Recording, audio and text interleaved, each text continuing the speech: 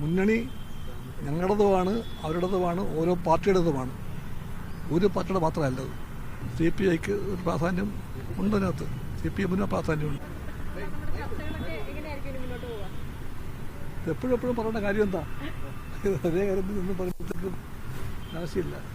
ഞങ്ങളുടെ നിലപാട് വളരെ വ്യക്തമാണ്. സ്വാഭാവികം.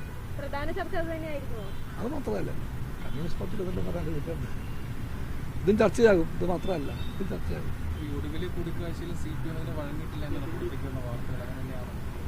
അവര് പറയട്ടെ. CPIക്ക് ഒറ്റ നിലപാടേ ഉള്ളൂ.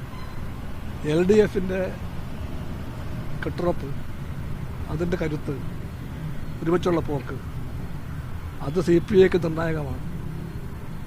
അതിനുവേണ്ടി CPI നിൽക്കും. അപ്പോൾ ഒരു മുന്നണിക്കൊരു മുന്നണി രീതിയുണ്ട്. അതൊരു പാർട്ടിയുടേതല്ല, അത് ജനങ്ങളുടേതാണ്.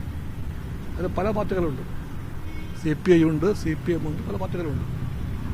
അതെല്ലാം CPIക്ക് ബോധ്യമാണ്. അതുകൊണ്ട് ഇടതുപക്ഷ ജനാധിപത്യ മുന്നണിക്ക് അത് ഓരോ വാക്കിനും ഓരോ ആശയങ്ങളുണ്ട്.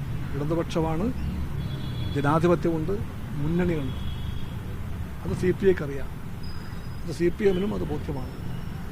അതുകൊണ്ട് തന്നെ തർക്കങ്ങളെല്ലാം തീർക്കാൻ പറ്റും എന്ന വിശ്വാസം CPIക്ക്.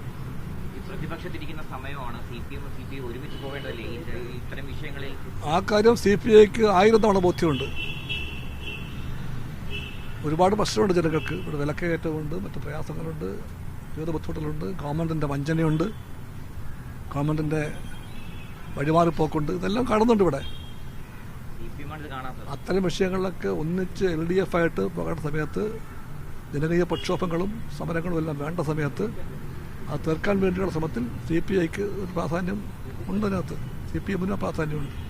ഞങ്ങളെ പങ്ക് വഹിക്കും, CPM അത് വഹിക്കണം. മുന്നണി ഞങ്ങളുടേതുമാണ്, അവരുടേതുമാണ്, ഓരോ പാർട്ടിയുടേതുമാണ്. ഒരു പാർട്ടിയുടെ മാത്രമല്ലത്.